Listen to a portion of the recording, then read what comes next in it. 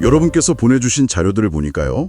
이 성경에서 언약이라는 개념이 정말 중요하더라고요. 네, 그렇죠. 특히 그 요한계시록 마지막에 나오는 어린 양의 혼인잔치 있잖아요. 아, 네네. 그 이미지가 사실은 이 언약하고 아주 깊이 연결된다는 게 시작부터 흥미로웠어요. 네, 맞습니다.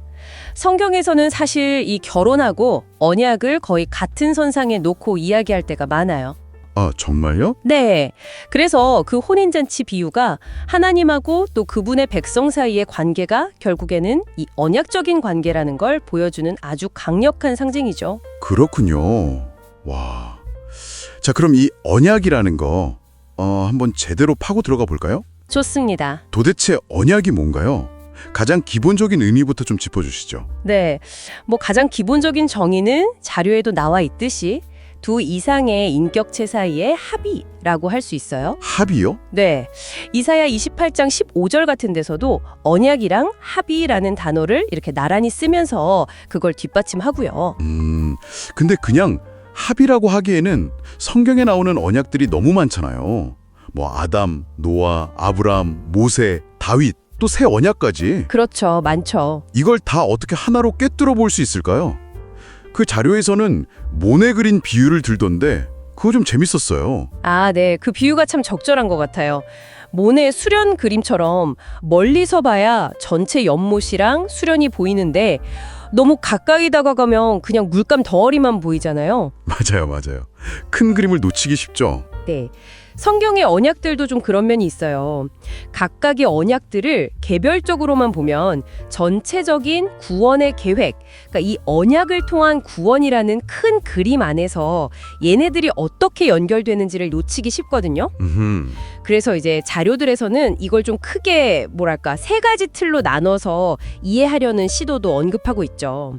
16세기 종교개혁 신학 같은 데서 나온 건데. 세 가지 틀이요? 네. 예를 들면 성부, 성자, 성령, 삼위 하나님 사이의 영원한 구원 계획 같은 구속 언약. 또 하나님이 처음 아담과 맺으신 관계로서의 행위 언약. 그리고 타락 이후에 죄인들을 구원하시는 은혜 언약. 이런 식으로 구분해서 보려는 거죠. 구속, 행위, 은혜. 복잡한 것 같으면서도 뭔가 전체를 보려는 시도군요. 네.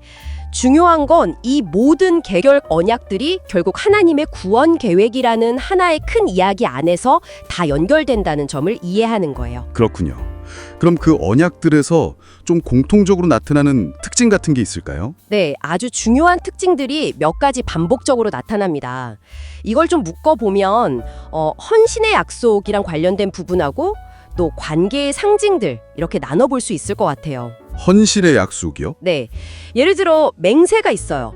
언약을 맺을 때 그냥 약속하는 게 아니라 정말 목숨을 걸고 맹세하는 경우가 많죠. 아브라함하고 아비멜렉이 부엘세바에서 언약 맺으면서 맹세했던 것처럼요. 창세기 21장 말씀이시군요. 네. 그리고 또 율법이나 명령이 포함돼요. 시편 105편 보면 언약을 명령하신 말씀, 규례랑 거의 똑같이 보거든요. 약속인데 명령이 들어간다. 네, 이게 좀 중요해요. 언약의 성격에 따라서 어떨 때는 하나님의 약속이 더 강조되기도 하고 아브라함 언약처럼 어떨 때는 우리가 지켜야 할 율법적인 의무가 더 강조되기도 하죠. 시내산 언약처럼. 그렇군요. 그럼 또 다른 헌신의 약속은요? 바로 사랑입니다.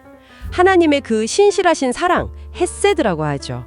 헤세드 많이 들어봤어요. 네, 이 헤세드가 바로 언약 관계 안에서 부어지는 거예요. 마치 결혼 언약 안에서 부부가 서로 사랑을 표현하듯이 하나님이 언약을 통해서 우리에게 사랑을 베푸시고 우리도 하나님께 사랑을 표현할 기회를 주시는 거죠. 신명기 7장 9절에도 나오고요. 와, 맹세, 율법, 그리고 사랑. 이게 다 헌신과 연결되는군요. 그럼 아까 말씀하신 관계의 상징은 뭔가요? 자료에 좀 강렬한 이미지들이 있었던 것 같은데요. 동물을 자른다거나. 네, 바로 그 부분입니다. 이게 진짜 중요해요.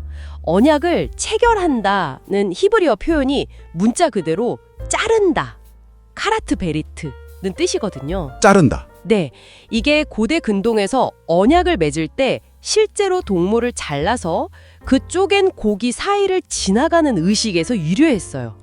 창세기 15장에 나오죠. 네, 봤어요. 그게 왜? 그게 뭐냐면 일종의 자기 저주적 맹세예요. 만약 내가 이 언약을 어기면 여기 이 동물들처럼 나도 쪼개 될 것이다 라는 아주 강력한 시각적인 상징인 거죠. 예레미야 34장에도 비슷한 내용이 나오고요. 헉, 그러니까 약속을 어기면 죽는다는 걸 보여주는 거네요. 그렇죠. 아주 무서운 약속이죠. 근데 여기서 정말 놀라운 점이 나와요. 뭐죠? 창세기 15장을 보면 아브라함은 잠들어 있고 하나님 홀로 그 쪼갠 짐승 사이를 불의 형상으로 지나가셨다는 거예요. 아, 맞아요. 보통은 언약을 맺는 양쪽이 다 지나가거나 아니면 약속을 지킬 의무가 있는 쪽이 지나가야 할 텐데 하나님 혼자요? 네, 이게 정말 충격적인 부분이죠. 이게 뭘 의미하겠어요?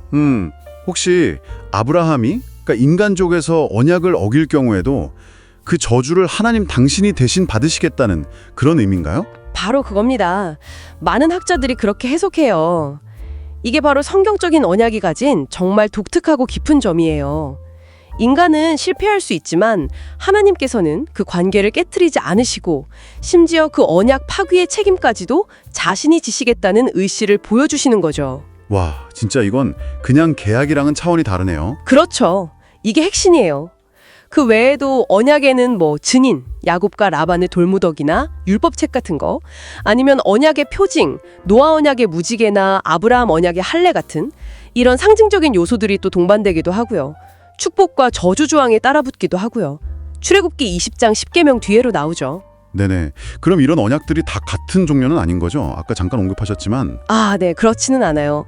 크게 보면 한 3가지 유형 정도로 나눠볼 수 있어요. 세 가죠. 네, 첫째는 아까 말한 것처럼 하나님 내부의 언약, 그러니까 성부, 성자, 성령 삼위 하나님 사이의 영원한 언약, 구속 언약이 있고요. 하나님 안에서의 약속. 네, 둘째는 하나님과 인간 사이의 언약이죠. 하나님이 처음 아담과 맺으신 언약, 행위 언약이나 타락 이후에 죄인들을 구원하시는 그 은혜 언약 같은 것들이요. 이게 우리가 주로 다루는 언약들이죠. 그렇죠. 그리고 셋째는 인간들 사이의 언약도 있어요. 성경에 보면 나오잖아요.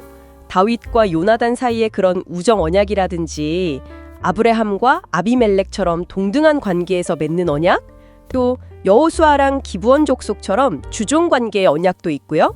그리고 아까 강조했던 결혼 언약도 여기에 해당하고요. 인간들 사이의 언약도 다양하군요. 이런 언약들도 결국 그 핵심 원리, 그러니까 헌신, 희생, 사랑 같은 특징을 공유한다고 볼 수 있을까요? 그럼요. 기본적으로는 그렇다고 봐야죠. 특히 하나님과의 언약이 그 원형이라면 인간 사이의 언약, 그중에서도 특히 결혼 언약은 그 하나님의 언약 관계를 반영하는 아주 중요한 관계로 성경에서 제시돼요.